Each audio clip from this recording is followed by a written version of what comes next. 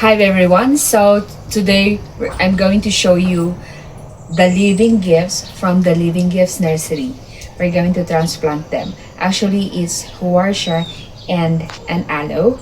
So I'm going to share to you the secrets to make this plants live longer. Okay, because that is the problem of some people or some friends that they complain that their plants died a week or a month after buying them. So I'm sharing to you some secrets. When I checked the roots of these new plants I have, I noticed that the Living Gifts Nursery uses light and soilless medium of rice hull, pumice, and composted leaves. For my home setup, I transitioned them into my own custom well-draining gritty mix. I added composted leaves for organic nutrients. I included parts of garden soil for a solid base, a little only. I mix in pumice and cultured soil, that the black one, for essential drainage. Okay, for the costs and pros, we are not going to eat. For the pros and cons of deep pots, because usually succulents should be potted. Potted in shallow containers. But here I'm using a deeper one. So pros and cons: deep pots accommodate long tap roots, but they can retain water. So always ensure your base mix or your soil mix is extra gritty to compensate. Okay, and also watering schedule is very important. Okay. Oh, watering schedule. Watering is not a fixed schedule. It's about observing your environment, the summer and the rainy. We are here in the tropical Asia country, the Philippines. So we have only two seasons, the summer and the rainy. For summer, I stick to a once a week watering schedule. This is the key to getting those vibrant colors, the reds and the pinks, that make these aloe varieties so stunning. For the rainy season, there was a time that was August. I don't know, I don't remember what year is that, but usually every year, I don't water my plants in August, especially that the area where I put them is not inside the greenhouse. I put them more in this is a bright shade area wherein the rain can touch reach them.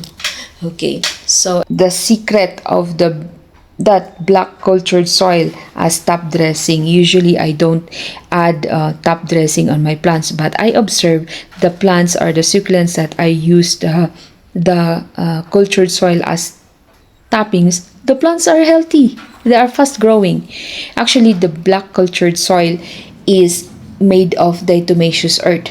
It's a powerhouse of it's a powerhouse for soil health, managing moisture at the surface to keep the plant crown dry. At the same time, it's additional fertilizer to your plant. And also it is a pest protection.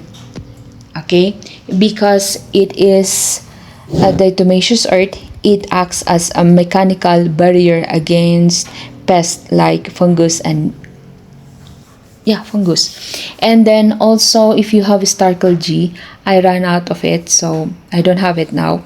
I will buy soon and put as a additional dressing, not too much.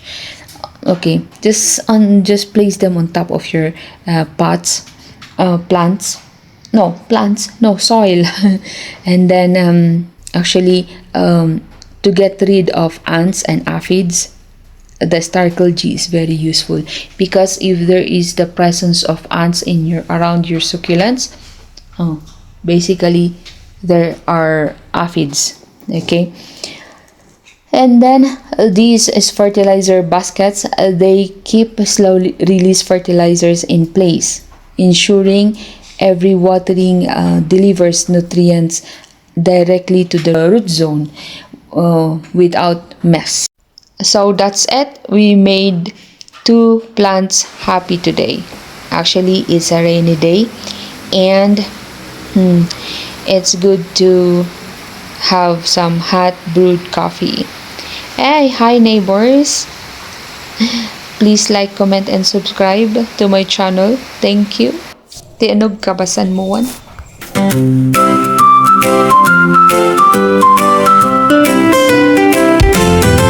Kahit anong tanim, kahit anong simula, basta't may tiyaga, laging may mapapala.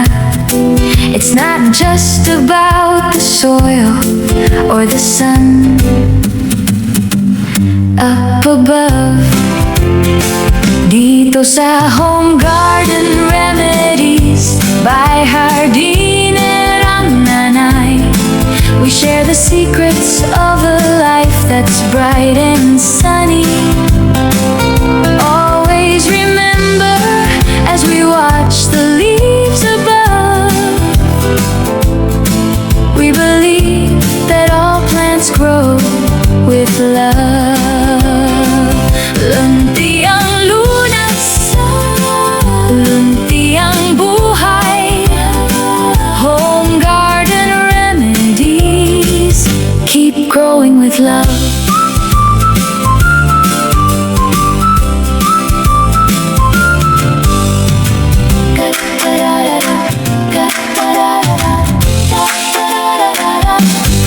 Kahit anong tanim, kahit anong simula, basta't may tiyaga, laging may mapapala. It's not just about the soil or the sun up above.